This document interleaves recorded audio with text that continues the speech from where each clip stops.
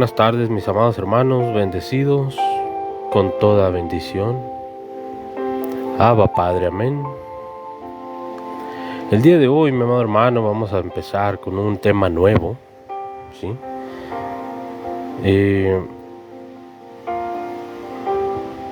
Es una bendición, hermano, para mí poder gozar de la atención de tus oídos, amén.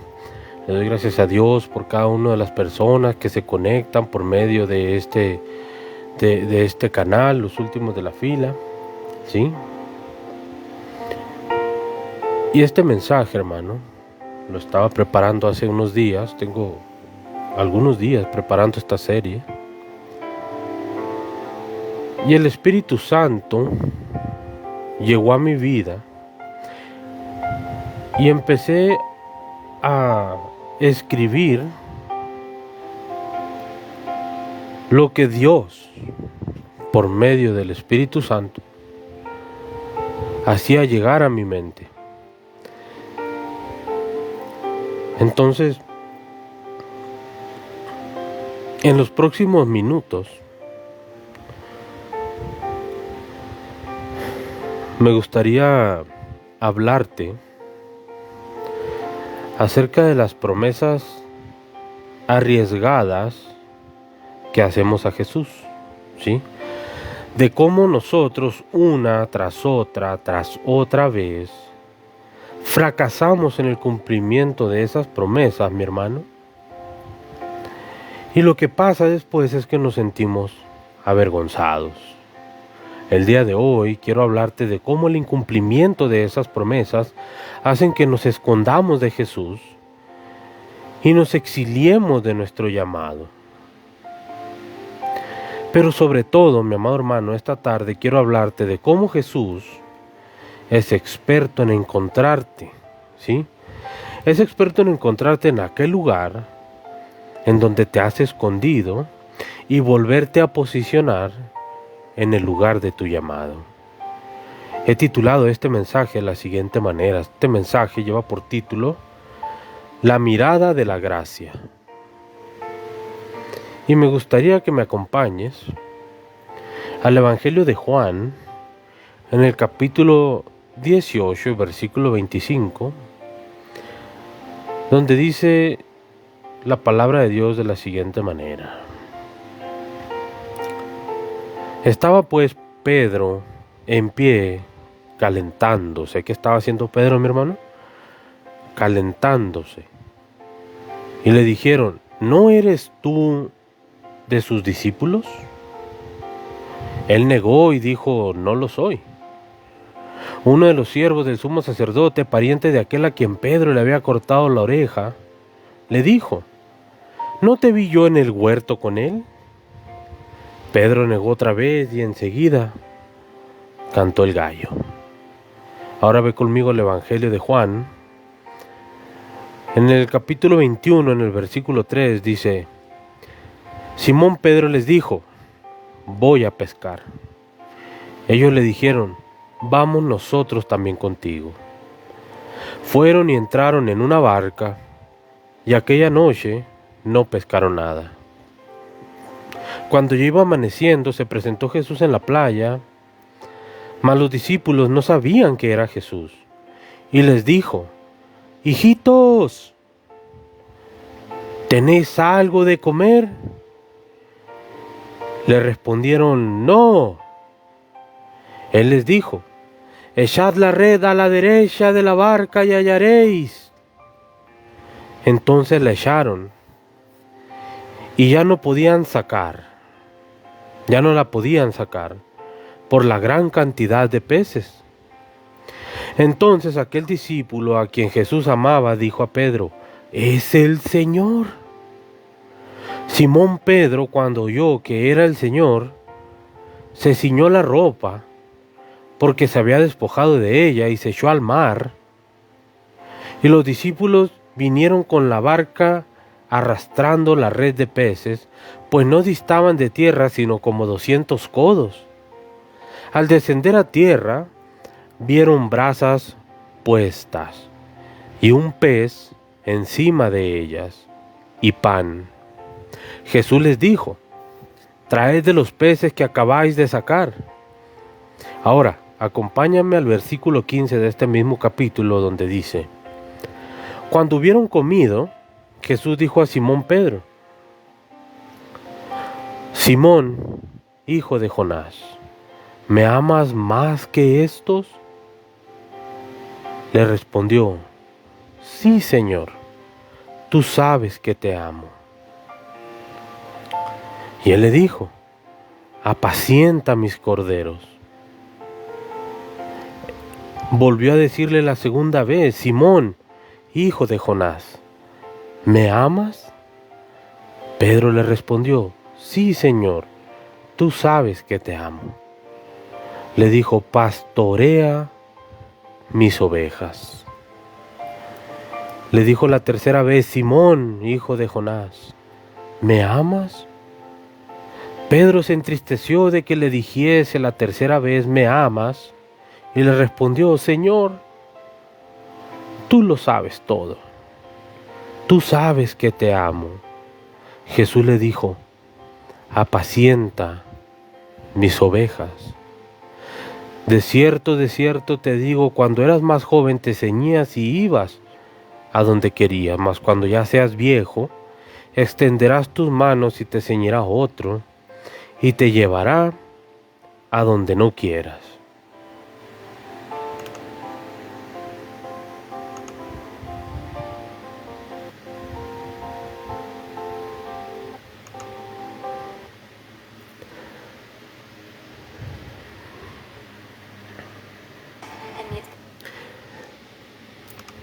Esto dijo, dando a entender con qué muerte habría de glorificar a Dios. Dicho esto, añadió: sígueme.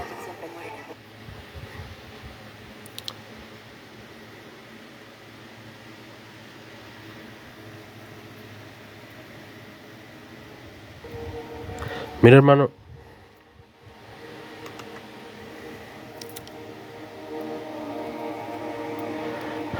esta historia que acabamos de leer no es solo la historia de Pedro. Esta es mi historia y es también tu historia. Es la historia del terrible fracaso de una persona que no fue capaz de cumplir una promesa, pero sobre todo es la historia de una increíble redención que se convirtió en el mejor testimonio de aquel fracasado.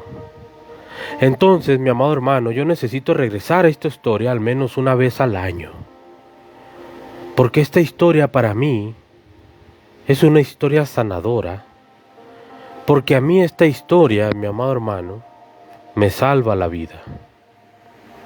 Esta historia comienza, mi amado hermano, una noche muy especial, una noche donde Jesús estaba con sus discípulos, y la Biblia la llama la última cena, una cena muy especial, una cena muy emotiva que Jesús tuvo con aquellos con los cuales había convivido durante 3 años, hermano. Durante esos 3 años Jesús los había amado, durante esos 3 años Jesús los había enseñado, Jesús los había empujado hacia la misión. Y Jesús sabía, mi amado hermano, que esa sería la última noche. Esa sería la última cena que pasaría con ellos. Y yo me imagino, mi amado hermano, que era una cena muy emotiva, porque Jesús sabía que unas horas después iba a enfrentar el dolor más grande que jamás ningún ser humano ha experimentado. Y cuando yo te digo, mi amado hermano, un dolor más grande, no me estoy refiriendo a los látigos que van a abrir la espalda de Jesús. Tampoco me estoy refiriendo a los clavos que van a atravesar sus manos, ni a la corona de espinas que iba a rasgar su sien, no, mi hermano. Me refiero al dolor que iba a padecer al cargar con tu pecado y al cargar con mi pecado en aquella cruz, recibiendo la justicia divina en mi lugar y en tu lugar. Entonces me imagino a Jesús con lágrimas en los ojos pensando en los momentos vividos con aquellos discípulos. Y en ese momento levantó su voz y dijo: amados, esta es mi última cena con vosotros. Van a venir por mí, me van a apresar, me van a llevar como si yo fuera un delincuente y me van a llevar preso. Pero tranquilos, yo no soy una víctima. Tranquilos porque yo me entrego. Esto debe ser así. Y Jesús les dijo: cuando vengan por mí, todos ustedes me van a abandonar. Todos ustedes saldrán corriendo porque yo tengo que enfrentar esto solo. Y está bien, mis queridos discípulos, tiene que ser así.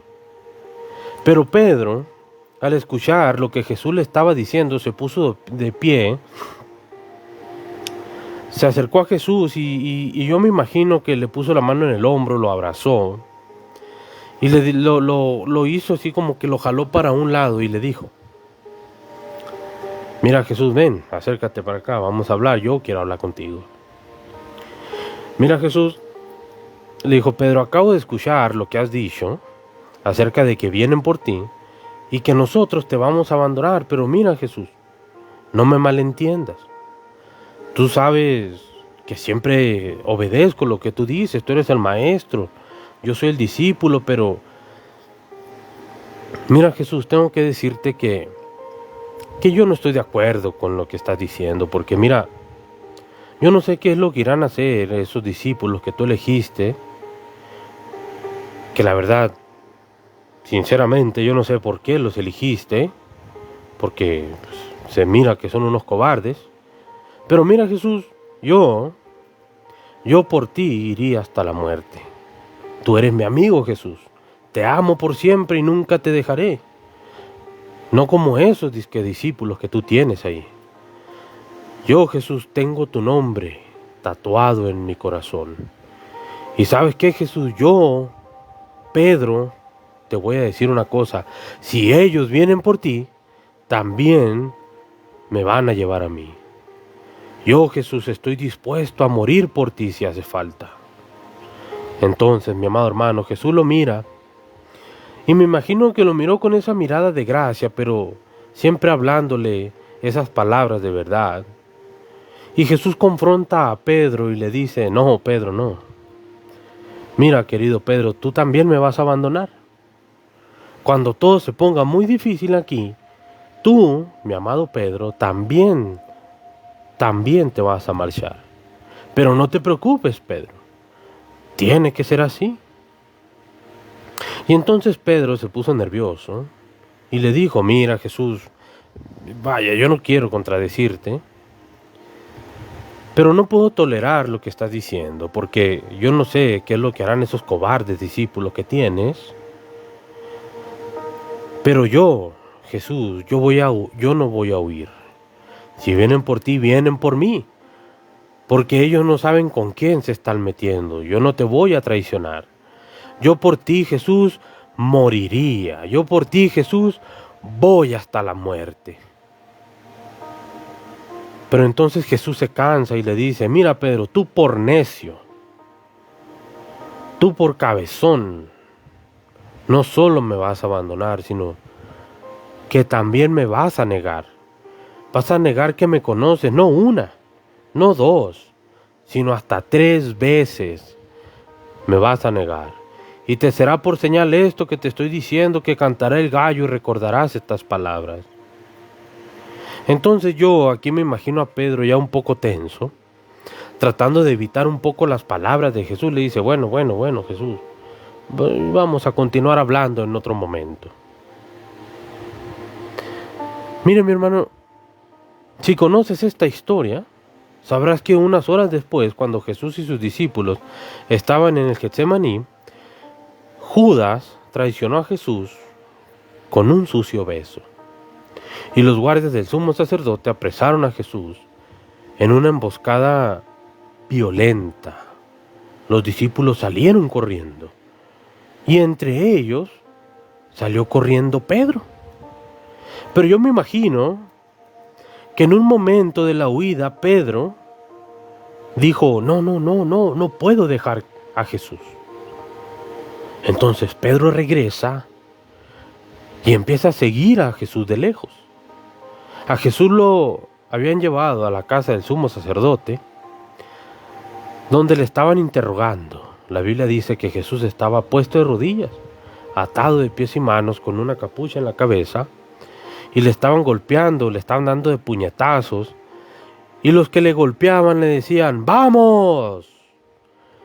¡Vamos, profetiza quién te ha golpeado! Y le escupían gritándole, ¡profetiza Jesús! ¿Quién te ha golpeado? Y dice la Biblia que en ese momento Pedro llega hasta la casa del sumo sacerdote y se quedó en el jardín. Era de noche. Y algunos siervos de la casa del sumo sacerdote habían prendido una hoguera, unas brasas. ¿Qué habían prendido, hermano? Unas brasas, una hoguera. Entonces, ellos estaban calentando alrededor de aquel fuego, alrededor de aquellas brasas.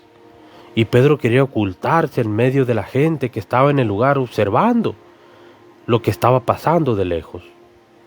A lo mejor, para pasar sin llamar la atención, se puso un velo en la cabeza y Pedro está ahí,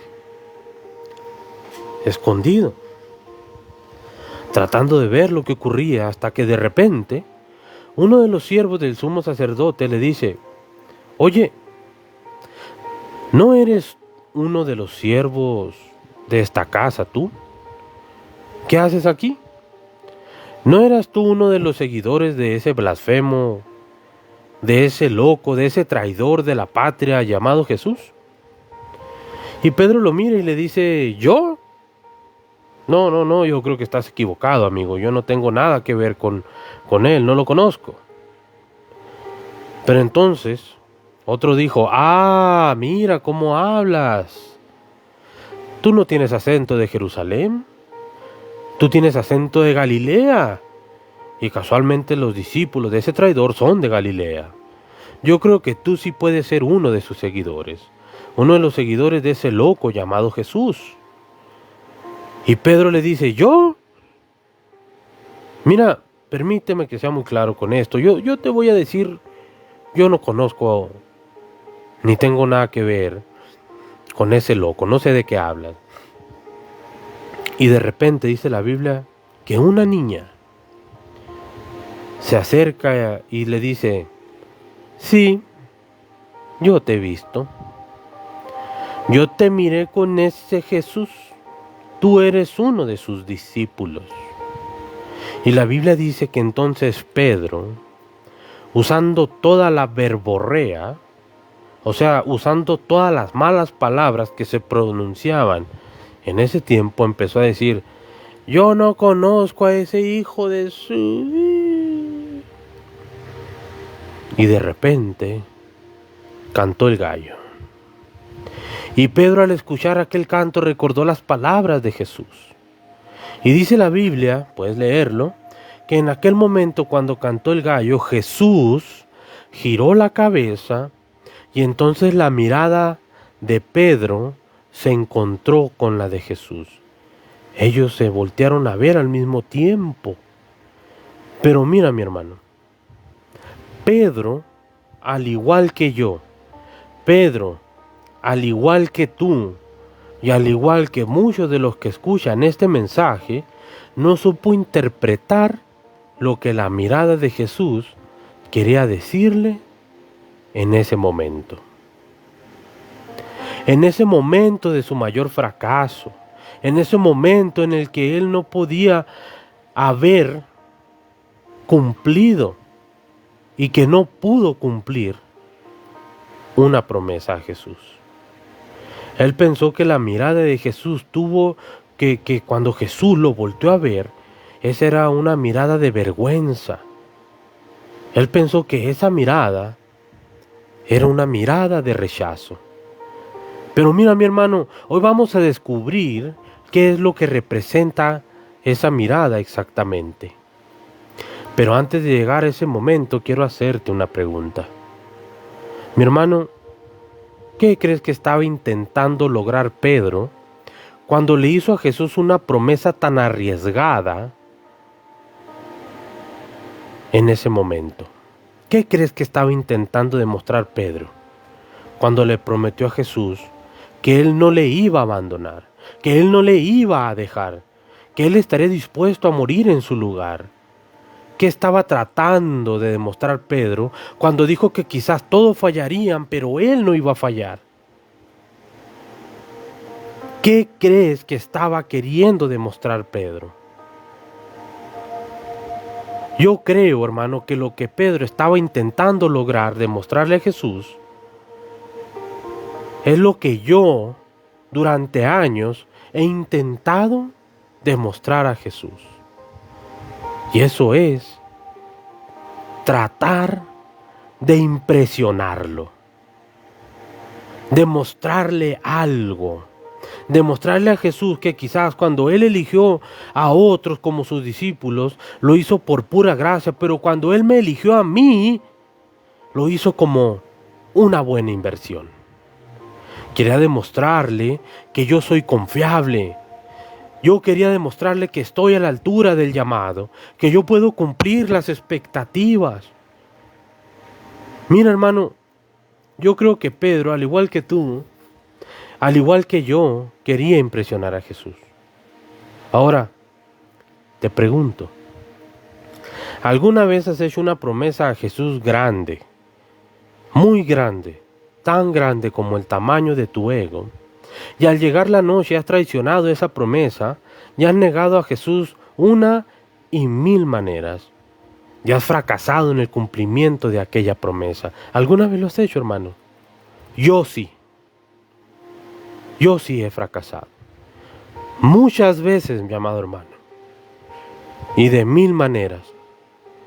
Puedo recordar momentos en mi vida, en algunos lugares y en diferentes situaciones, cuando yo aún servía en la iglesia de joven y participaba en la alabanza de la iglesia, y le decía a Jesús: Jesús, te prometo que estos ojos van a ser santos, que no voy a ver nuevamente pornografía, tampoco voy a ver ninguna imagen corrupta. Te prometo, Jesús, que estos ojos van a estar consagrados para ti, y mis ojos no volverán a ver imágenes pornográficas. Te lo prometo, Jesús. Voy muy en serio, yo no voy a fallar. Lo he tomado muy en serio, Jesús, y ahora voy con todo, Jesús. Puedo pensar en momentos cuando le he prometido a Jesús al comenzar el año: ¿sabes qué, Jesús? Te prometo que este año voy a hacer el plan de lectura bíblica en un año. Y voy a leer la Biblia completita. Todos los días me voy a levantar una hora antes y voy a hacer mi devocional, leyendo la Biblia y orando. Y cuando llegue el 31 de diciembre, habré concluido. Te lo prometo, Jesús, voy muy en serio. Le voy a echar ganas. Puedo recordar también, mi amado hermano, momentos en los cuales le he dicho a Jesús cosas como esta: Jesús, yo sé que me has dado una esposa un tanto complicada, que le gusta llevarme la contraria, pero te prometo, Jesús, que cuando ella me contradiga, yo voy a ser un bálsamo de paz. Que si ella me contradice y me provoca, yo contestaré manso y humilde, Señor, porque te prometo, Jesús, que voy a ser el sacerdote del hogar y voy a estar a la altura. Entonces, mi amado hermano, le has hecho una promesa a Jesús grande, tan grande, pero tan grande como el tamaño de tu ego. Y al llegar la noche, yo he vuelto a ver pornografía. Cuando sonó el despertador para comenzar a hacer mi devocional, lo apagué 1, 2 o 3 veces, y no solo no hice el devocional, sino que llegué tarde a mis responsabilidades del día. Y cuando mi esposa me contradijo, la puse en su lugar, porque tenía que demostrar quién es el macho de la casa. Entonces, hermano, cuando tú fracasas en el cumplimiento de una promesa, el primer sentimiento que tienes es que te sientes avergonzado. Y quizá uno esperaría que en ese momento tú vayas a la presencia de Jesús para obtener su gracia, pero mira, si tú eres como yo he sido durante años, caerás en algo que yo llamo el ciclo de la vergüenza de una promesa no cumplida. Entonces tú le haces una promesa a Jesús, una promesa grande, tan grande como el tamaño de tu ego, e intentas cumplir esa promesa con el poder de tu ego. ¿Y qué es lo que pasa, mi hermano? Fracasas. Y cuando fracasas en el cumplimiento de esa promesa, ¿qué es lo que haces? Te sientes avergonzado. ¿Y qué es lo que sigue después de que te sientes avergonzado? Si tú eres como yo, una vez que te sientes avergonzado, ¿qué es lo que haces? Intentas compensarlo. ¿Y cómo intentas compensarlo? Haciéndole a Jesús una promesa más grande. Entonces le dices, Jesús, mira Jesús, yo sé que te dije que estos ojos no iban a ver pornografía y sé que no lo he hecho bien, pero yo sé lo que tengo que hacer, Jesús. Ahora te digo que voy muy en serio. Y te prometo, Jesús, que si una chica guapa pasa frente a mí, estos ojos ni siquiera la van a mirar. Lo que voy a hacer, Jesús, es que voy a mirar al suelo y me voy a poner a contar adoquines. Porque estos ojos, Jesús, estarán consagrados a la pureza. Y te digo, Jesús, voy muy en serio. Atento, Jesús, apúntalo ahí en tu libreta. Esta vez sí lo voy a lograr. O le dices también, mira Jesús, sé que te dije que iba a hacer el plan de lectura bíblica este año y me he quedado en Levítico, pero ahora entiendo lo que debo de hacer. En realidad, no tengo que levantarme 1 hora antes, tengo que levantarme 2 horas antes. Y voy a leer la Biblia, no solo en español, Jesús. No, ahora lo voy a leer en griego, en hebreo y en arameo. Voy a memorizar versículos y mientras lo estoy haciendo, voy a orar en lenguas. Te lo prometo, Jesús. Voy muy en serio.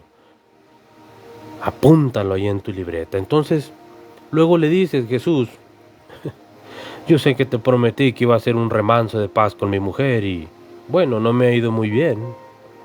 Pero ahora entiendo lo que debo de hacer. Cada mañana le prepararé un desayuno a la reina de la casa, un cafecito caliente, con un pan y unos huevos revueltos con tocino, y la trataré más que una reina. Todos los días la trataré así, Jesús, y cuando ella me lleve la contraria, seré un sacerdote de mi hogar, pacífico, el catalizador de la paz mundial en mi hogar. Te lo prometo, Jesús. Voy muy en serio.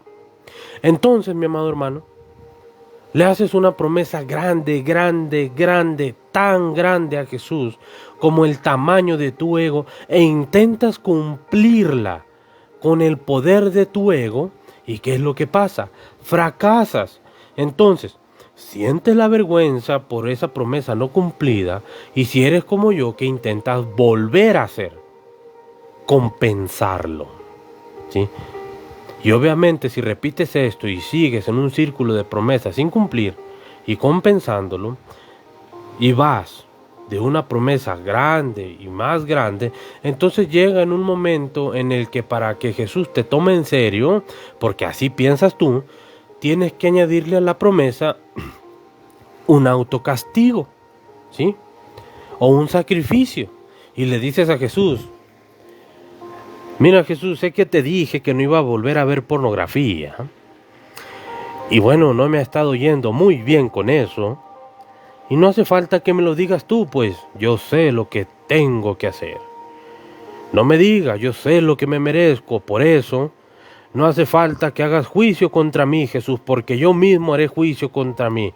No volveré a comer del pan y el vino. No tomaré del pan y el vino hasta que logre santidad. Pero mira, Jesús, cuando logre santidad y sea digno de tomar el pan y el vino, cuando lo logre, entonces lo haré. Y después eres dado a decir, Señor, sé que te dije que iba a hacer la lectura bíblica de un año y que la iba a leer en griego, en español, en griego, en arameo. Y sé que también te prometí que iba a memorizar textos y mientras lo hacía iba a hablar en lenguas e iba a orar, pero no me ha ido muy bien con esto. Pero no es necesario que emitas un juicio, Señor, porque yo ya mismo he emitido un juicio para mí. Mira, por esto te he traído una ofrenda para que veas que me siento mal por esto que estoy haciendo, para que veas que lo estoy intentando, Jesús, para que veas, yo te traigo una ofrenda de $10,000, para que entiendas cómo me siento mal porque no lo he logrado. Después le dices a Jesús, Jesús, sé que te dije que iba a tratar a mi esposa como una reina, y la verdad no me ha ido muy bien. Cuando ella me ha llevado la contraria, no he sido un remanso de paz. Pero sé lo que es lo que debo hacer. No es necesario que tú emitas un juicio por mí, porque yo ya he hecho juicio para mí. Mira, Jesús, he decidido que voy a hablar con mis pastores y voy a renunciar a todos mis puestos de responsabilidad en la iglesia. Mira, Jesús, ya he decidido qué voy a hacer. Me voy a sentar en esa silla y cuando logre ser el hombre que tengo que ser, cuando sea el sacerdote del hogar que debo de ser, entonces, solo entonces, volveré a servirte. Pero hasta entonces, Jesús, yo ya no te sirvo más. Mira, hermano, escucha, le haces a Jesús una promesa grande, grande como el tamaño de tu ego, y fracasas en el intento de cumplirla con la fuerza de tu ego. ¿Y qué pasa? Fracasas. Y la vergüenza y sientes la vergüenza por una promesa no cumplida. Y puedes repetir este círculo vicioso una y otra vez durante meses, durante años. Yo estuve años, hermano. Años estuve con este ciclo de deshacer promesas, de fracasar, de avergonzarme y de intentar compensarlo. Hacer promesas, fracasar, avergonzarme e intentar compensarlo. Mucho tiempo estuve así. Pero llegará un momento que si sigues haciendo eso, vas a colapsar emocionalmente. Y en ese colapso emocional, Satanás aprovechará el momento y llamará a la puerta de tu corazón y te va a decir, mira, allá arriba, Jesús ya está un poco cansado de ti. Ya hemos alargado mucho esto y te digo en buena onda que deberías esconderte. Y luego le contestas tú, ¿en serio, Satanás? Y Satanás te dice, sí. Y le crees la mentira al diablo.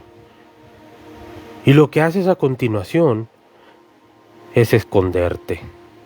Te escondes de la mirada de Jesús, te exilias de tu llamado. ¿Qué hizo Pedro? Pedro dijo, me voy a pescar. ¿Qué significaba para Pedro irse a pescar, mi hermano? Pedro conocía demasiado a Jesús como para abandonar su fe. Pero Pedro se sentía demasiado avergonzado como para mantenerse cerca de Jesús. Entonces, mi amado hermano, Pedro no se iba a ahorcar como lo hizo Judas. Pedro no era así.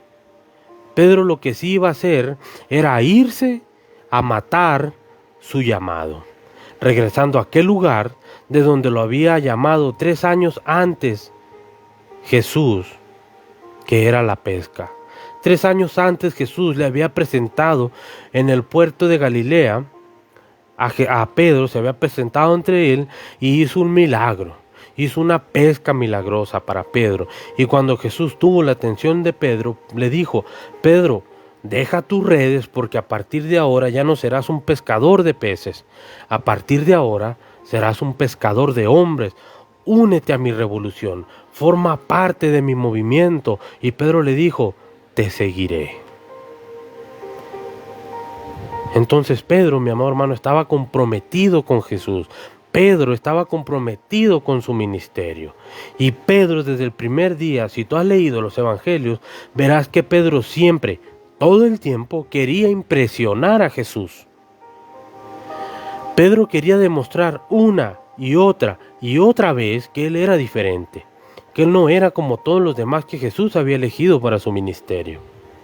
Pedro siempre quiso demostrar que Jesús no se había equivocado cuando lo eligió para el ministerio, que él estaba a la altura del llamado. Pero ahora Pedro se sentía avergonzado porque le había fallado a Jesús y no había cumplido esa promesa. Pedro le había dicho a Jesús que no le iba a abandonar, que él no lo iba a traicionar, que él moriría por él. Y Pedro pensaba, en el momento que más me necesitó Jesús, no estuve con él. En el momento que más me necesitó Jesús, yo lo negué. Entonces, seguramente pensó Pedro, Jesús está muy decepcionado de mí. Él no se esperaba que yo le traicionara. Él no contaba con eso. Entonces yo debo ser una gran decepción para Jesús. Por eso abandono este movimiento, porque yo no sirvo para ser un pescador de hombres, yo soy un pescador de peces. Desde que era un pequeño, así me educó mi papá Jonás, así me educó mi mamá. Esto es lo que sé hacer. Yo sé navegar las olas, sé remendar redes, sé buscar bancos de peces. Yo soy un pescador de peces. Es lo que se me da bien. Eso es lo que tengo controlado. Es donde yo me siento seguro. Yo no sirvo para ser un pescador de hombres, yo no estoy a la altura del ministerio de Jesús, yo solo soy un pescador de peces y no más, es todo, no más eso, no doy más. Mi amado hermano, siento la presencia de Dios en este momento y el Espíritu Santo me revela que este argumento de Pedro es el mismo argumento tuyo y de muchos de los que me escuchan el día de hoy, que simplemente dejaron el llamado y se fueron a pescar, se alejaron de su llamado, se fueron a pescar. Y por favor, mi hermano, no me malentiendas, no te vayas, que te vayas a pescar no es irte a un lugar de pecado.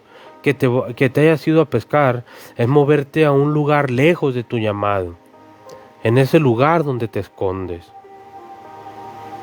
Entonces, irte a pescar no es irte a la mala vida. No, mi hermano, tú no eres así. No te vas a ir a tomar cerveza, no te vas a ir con prostitutas, a drogarte. No, mi hermano. Irte a pescar no es irte a pecar en tu carne, no. Tú eres un redimido. Tú estás injertado en el olivo. Tú fuiste comprado por la sangre de Cristo y le perteneces a Papá Dios. Y por lo tanto, no haces esos antiguos hábitos. Pero irte a pescar, mi amado hermano, es esconderte del llamado de Jesús. Es exiliarte de su presencia. Irte a pescar no es abandonar tu fe, pero es conformarte con ser un espectador en este movimiento, cuando Dios te llamó a ser un protagonista de este movimiento. Irte a pescar, mi amado hermano, es sentarte en la silla, domingo tras domingo, cantar las alabanzas, dar tu diezmo, tu ofrenda, decir amén a lo que dice el predicador, pero en el fondo pensar, está bien para todos los que vienen a la iglesia, pero no para mí. Esto es todo. Está bien para los pastores, para los hermanos que me rodean, pero no está bien para mí. Yo aquí me quedo. Yo estoy fuera. Sigo en la iglesia, cumplo mis responsabilidades, pero yo me quedo fuera. Yo no doy la talla. Entonces, amado hermano, irte a pescar es esconderte de la mirada de Jesús. Irte a pescar es literalmente esconderte de tu llamado. Y el Espíritu Santo esta tarde me revela que muchos de los que me escuchan en este momento están escondidos.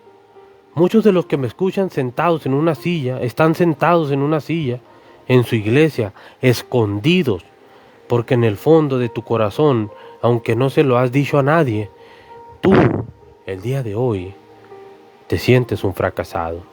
Sientes que has prometido tantas cosas a Jesús y tantas veces, cosas que no has podido ser capaz de cumplir y piensas, ya Jesús debe estar decepcionado de mí.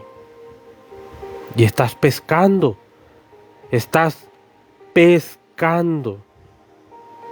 Tengo una pregunta para ti de parte del Espíritu Santo.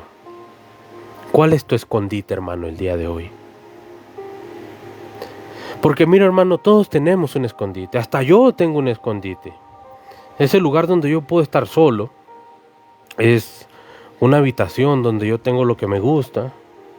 Mi computadora, mis libros, la televisión, mis series. Y en esa habitación es donde preparo sermones como estos.